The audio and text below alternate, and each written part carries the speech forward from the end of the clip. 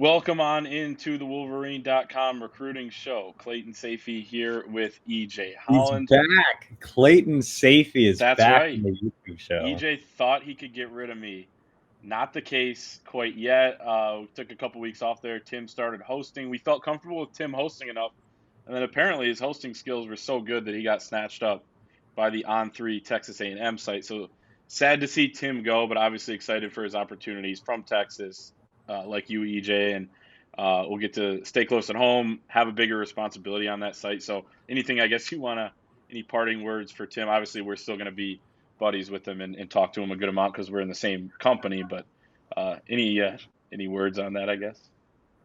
Yeah, so we're obviously sad to see Tim go. Tim Verghese, he has left for Aggie Scoop, which is the new Texas A&M site on the On3 network. So now we're stuck with Clayton Safey running the videos again, unfortunately. But no, Clay and I will still be doing the recruiting updates, and we're hoping to make a new hire soon. So just wanted to cover our bases on that, but I think we can still have some fun talking Michigan recruiting.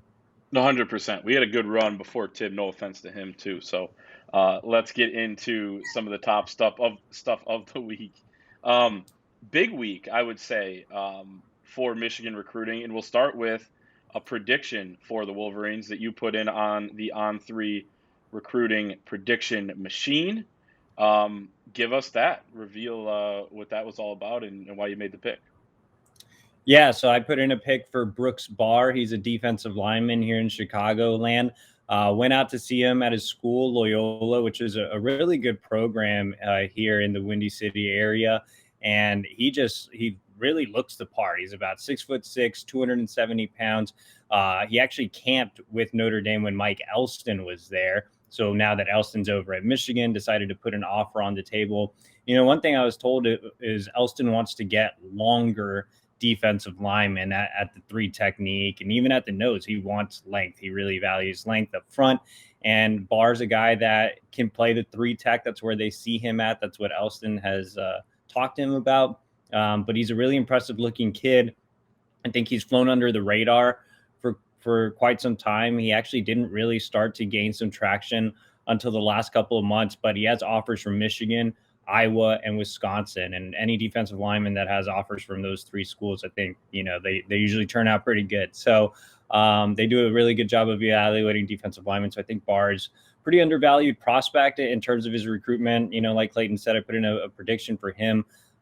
Michigan set to host him here in a couple of weeks. He has that pre-existing relationship with Elston. He really likes the program overall. And Michigan's done a really good job recruiting here in Chicago the last couple of cycles. I mean, going back to AJ Henning, obviously JJ McCarthy, Tyler Morris, Jimmy Rolder. So they've done Trevor a really, Keegan. really good job here. Yeah, so I mean, Michigan's been able to land top guys out of Chicagoland. I think Barr can be another. Definitely. Let's talk about a guy that's right in Michigan's backyard. Dante Moore, the five-star quarterback on the On3 consensus out of Detroit King, a state champion from last season. And man, he is, and I know EJ, we've talked a decent amount about this, but there was Donovan Edwards, there was Will Johnson last cycle, and now Dante Moore is kind of that prized guy in the state of Michigan that Michigan really can't miss on or, needs to have that type of prospect. Obviously, probably even a little more important with him being at the quarterback spot and potentially the future of, your program. Dante Moore, things really heating up, it seems like, in his recruitment. Took the visit over the weekend to LSU, but just before he takes that visit, we see him at Chrysler. I know you broke the news that he was going to be at the game for the Michigan-Iowa on Thursday night. I was there covering that game, saw him there with Sharon Moore, hanging out a lot with Ron Bellamy. By the way, Sharon Moore, like, this is totally his personality, but like I was kind of watching them at halftime, like a lot of, Dante's there and he's kind of like, grabbing Dante and like, pushing him around, like kind of a big brother type of thing. Matt Weiss also there hanging out with them. They were with Samaj Morgan, Michigan wide receiver commit, as well, who seems to be good friends with Dante, is recruiting him super hard, as well as Devin Houston, four-star defensive lineman, who is also the brother of Michigan freshman Caleb Houston, who will end up being on the All Big Ten freshman team here when those come out later this week. But EJ, let's talk Dante Moore first. Him coming to this game, obviously significant. He's been to Michigan a bunch of times, but it doesn't hurt that as the recruitment heats up, they're able to get him in for a last-minute visit. Yeah, I mean, this wasn't one that was really planned going into the week. So it was a great job by the staff getting him in, one. And two, I mean, there's been so much Notre Dame buzz in this recruitment as of late. And I think Dante put it best when I did that big interview, or many big interviews with him here, as I spent quite a bit of time with him on his team's travels to Tennessee a couple weeks ago. But he just said, look, I mean, I'm not the one making these predictions. I want to make my visit, and I want to make my visits, and I want to see all these schools. And something that's really important to Dante is also getting his mother to come on official visits as well. His mom lives in Ohio. He lives with his dad in Detroit. So she's never really been on college visits with him. So he knows there's a lot of pressure for him to commit early. He's a quarterback. Usually quarterbacks commit early. They lead their class. Those spots go quickly since you really only take one guy at the position, in a lot of years. So, that's weighing on Dante. So could he decide sooner than he wants to? Sure, based on all these factors. But at the same time, Dante would rather wait if he has his choice. And he's such an elite talent that he can kind of afford to wait. And Michigan has continued to make him the number one guy. They're not actively recruiting really any other quarterbacks right now. Dante's number one on the board, and that means Michigan still feels optimistic. If Michigan felt really pessimistic or they were starting to panic, you'd see quarterback offers go out. So they're not really panicking at this time. I think the big thing with Dante was getting him in and making him feel comfortable with some of the offensive staff. Obviously, Josh Gaddis left, no longer the offensive coordinator. Sharon Moore didn't really have a relationship with Dante. I mean, they obviously knew each other and Moore had talked to him, but I think building a better relationship with the new co-OC is imperative for Dante. With Matt Weiss, I think from an analytic and just football standpoint, Dante really, really likes him, values his knowledge of the game, film breakdowns. Dante's really, really amazed with the information he gets from that, but I still don't think he really knows Weiss on a personal level. So getting him in this setting where he can just chill, have fun, watch the game, be there with a good friend in Samaj Morgan, who plays Club 7-on-7 with him. And then, Ron Bellamy's kind of like that personality guy in this recruitment, Steve Clinkscale as well. So those guys have done a great job, but both Bellamy and Klink were on the defensive side of the ball last year. So getting some of these guys to show their personality on the offensive side of the ball, and obviously Bellamy's there now, I think is really going to go a long way in the recruitment of Dante Moore. So still a long time to go. I expect Dante to be back on campus here in a couple of weeks to take into practice.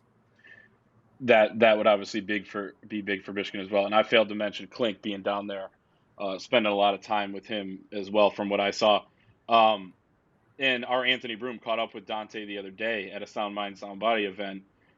Dante said he had a great time. You can watch that video on the YouTube channel here, the Wolverine video. But he also called it a great game. It was not a great game. Michigan got shelled by Iowa. Came back late, but I loved the diplomatic answer. And it did seem like he had a good time with Samaj Morgan there hanging out. So obviously a big development for Michigan. And then as I kind of mentioned, as we shift to Devin Houston, brother of Caleb Houston, 4-star defensive lineman, 2023 class as well. Would you pick up on him coming out of that visit as well? Because he spent the whole weekend in Ann Arbor and came in early to see his brother play too. Yeah, so Devin is, like you said, brother of Caleb. I think that's going to play a factor. If Caleb stays another year at Michigan, that could entice him to join the Wolverines, maybe spend a year on campus with his brother. But I think the visit went really well. Mike Elston has done a really great job in that recruitment. Michigan wasn't really recruiting Houston before Elston made it to Michigan, which is kind of odd considering, he has a brother on the basketball team and he's a really good defensive lineman. I mean, we're talking about a top 300 prospect as well. So he's another guy along with Barr that they would love as maybe a 3 technique type. Again, another athletic, big kid with long arms that they want up front in the trenches. But I think Elston has done a nice job. They had a great visit. We'll see if Caleb stays another year, but right now Michigan is right up there and has surged up there in a short amount of time with Notre Dame. Elston did such a good job recruiting him at Notre Dame that Notre Dame became the favorite for him. So now that Elston's at Michigan, I think the Wolverines can turn the tide with him, especially given his connection to the program. Yeah, I think Elston is going to be a huge boost on the recruiting trail. You're already seeing him with the new title as recruiting coordinator, but I mean, just the sheer amount of offers I see on Twitter that he is, sending out, and he was sending out during, I think Harbaugh was in Minnesota interviewing with the Vikings, and Elston was sending out offers. So that guy's grinding 24/7. Anything else, EJ, before we wrap up on this week's show? Right before we started the show, Caden Green tweeted out that he's making a visit this weekend on 300 offensive lineman out of Kansas City, the top, arguably the top offensive lineman on Michigan's board. That's big news. He's already visited in the past, so we'll have more on his visit and other visitors over at thewolverine.com. So make sure to subscribe. And believe you can still get a subscription for $1, so might as well. You can. $1 gets you an entire year of Michigan football, basketball recruiting coverage. So do that before the deal runs out. Otherwise, the price is going to go up. But great information there. And we will see everybody over on the site at thewolverine.com. Again, use that $1 deal right now.